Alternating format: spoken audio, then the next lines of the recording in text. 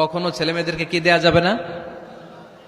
যত দুষ্ট হোক, যত বদের হাড্ডি হোক, বদদোয়া দেয়া যাবে।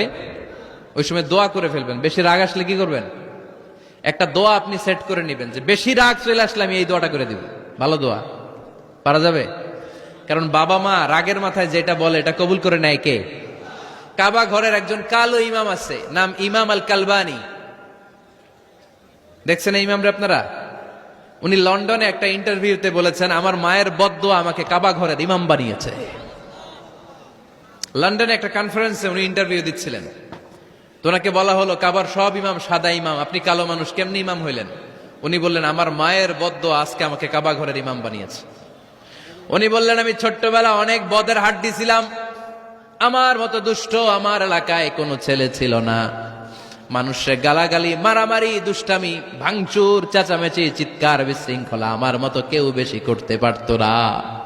কিন্তু আমার মা ছিল অনেক বড় আল্লাহওয়ালা।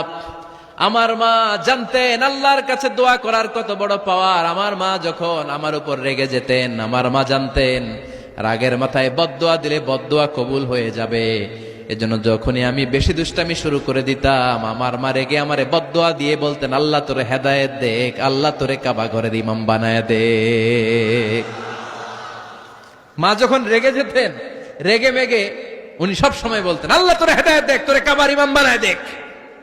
রাগে রাগে ভালো দোয়া করতেন। সুবহানাল্লাহ কইতে বললেন না? আপনারাও আপনাদের ছেলে মেয়েদের জন্য একটা ভালো দোয়া সেট করে নেবেন। রাগ আসলে ওই দোয়াটা করবেন, ওইটার উপরে ঝাল মিটাবেন, রাগ মেটাবেন ওইটার উপর। পারা যাবে? পারা যাবে?